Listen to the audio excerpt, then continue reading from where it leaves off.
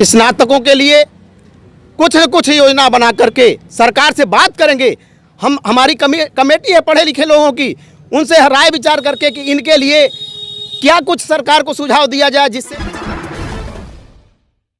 दोस्तों नमस्कार, मेरे साथ हैं स्नातक एमएलसी चुनाव लड़ने वाले अरविंद जी हैं।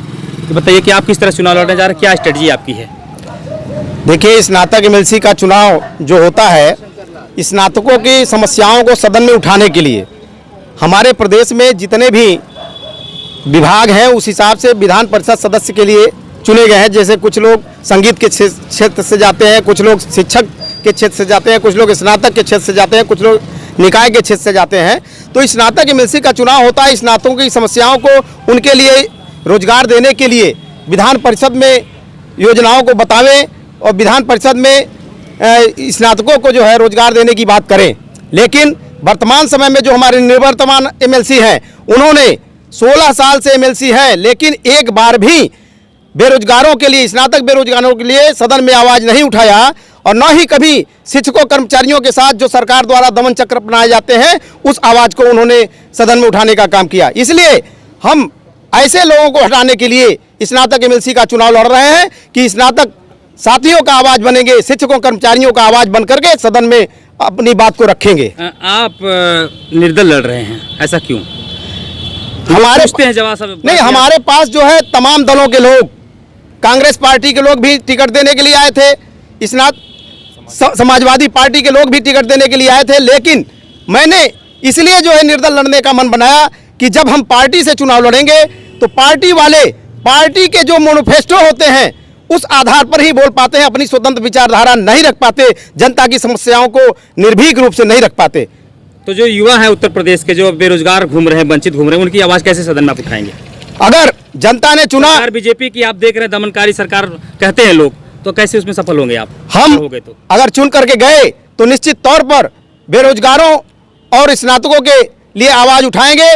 चाहे मुझे सड़कों पर आना पड़े, चाहे जैसे करना पड़े, सदन में जाना पड़े, लेकिन इनकी आवाज़ बन करके हम विधान परिषद में उनकी बुलंदी आवाज़ को बुलंद करेंगे। आप में और विपक्ष में मतलब क्या रहा है जब उनकी आवाज़ें लड़ाई लड़ने के लिए? नहीं, उनकी आवाज़ मैं थोड़ा कर रहा हूँ, मैं स्नातक बेरोजगारों की आवाज़ बन करके उनकी आवाज़ को उठाऊंगा। मैं सरकार की आवाज़ नहीं उठाऊंगा, सरकार के खिलाफ भले अकेले रहूं लेकिन उनके खिलाफ जो है आवाज़ उठाऊंगा। इसी नाते आप निर्दल लड़ रहे हैं? इसी नाते मैं निर्दल लड़ रहा हूँ।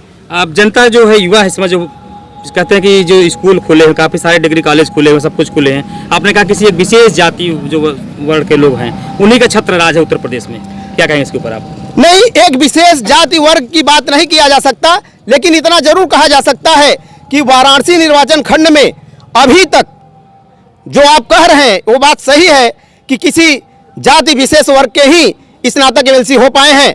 अभी तक पिछड़ों, दलितों को कभी स्नातक एमएलसी वाराणसी निर्वाचन खंड से मौका नहीं मिला है। कई सरकारें तो बदली उसमें, क्योंकि सरकारों का जो भूमिका हो तो उनकी क्या भूमिका रही इन लोगों के पीछे? जो सरकार सपा निकली है, बसपा निकली, 15-16 साल से लोग कर रहे हैं, आखिर में लोग ये कब लगातार क्यों निकलते गए? समस्याएं हैं कि मतलब क्या है? सरकारें जो होती हैं, सरकारें अपनी मर्जी से, जो सरकार की मैनिफेस्टो होता है, जो उनके सिद्धांत होते हैं, उसी सिद्धांतों पर जो प्रतिनिधि चुन के जाते हैं उनके सिद्धांतों पर नहीं चल पाते, अपनी विचारधारा रखना चाहते हैं लेकिन पार्टी के दबाव में विचारधारा नहीं रख पाते, इसलिए वहां से असंतुष्ट होकर के पार्टियां छोड़ देते हैं। जो अब तक 6 एमएलसी थे इसके पहले, केदारनाथ सिंह जी, उन्होंने तो मुझे लग रहा है कि अपने लोगों का ज्यादा विकास किया है।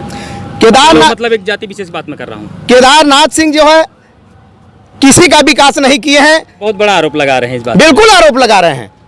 ये आम जनता में अगर आप चले जाइए, जिन लोगों ने उनसे निधि लिया है उनसे पूछिए, वो कहेंगे कि करके जो है अपना जो है निधि देते हैं। कहीं अगर सफलता इस बार बदली, कुछ और मामला बदला, बस सपा लड़ रही है, कांग्रेस लड़ रहे हैं, एमएलसी और कई सारे लोग बढ़िया युवा हैं, मेहनत लगातार कई पार्टी से निकल के आए भी हैं, उनके ऊपर क्या राय देंगे? संजीव सिंह है और कई सारे लोग लड़ रहे हैं। देखिए, अगर एक प्रत्याशी विशेष की बात करेंगे तो मैं दावे के साथ कह रहा हूं कि इस चुनाव में जितने लोग वाराणसी कॉन्स्टिट्यूएंसी में लड़ रहे हैं, अगर आप सर्वे कर लेंगे, छात्र जीवन से लेकर के आज तक जो मेरे सड़कों पर आंदोलन रहे हैं उनको अगर इतिहास के रूप में आप देखेंगे, हमारे फेसबुक आईडी अरविंद सिंह पटेल से निकाल करके आप देखेंगे तो ये लगेगा कि आज के डेट में न तो इतना पढ़ा लिखा कोई प्रत्याशी है न ही सड़कों पर संघर्ष करने वाला है।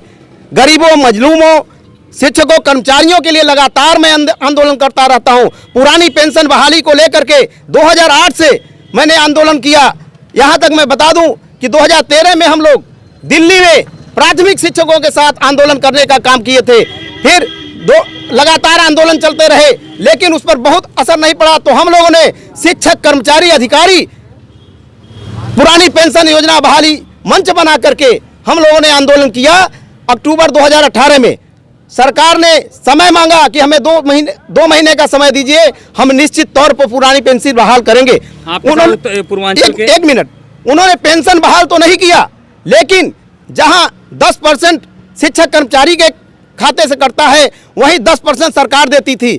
लेकिन उस धरने का परिणाम ये रहा कि जहां 10% कर्मचारी का कटता है, वहां 4% बढ़ाकर यानी 14% सरकार देने लगी।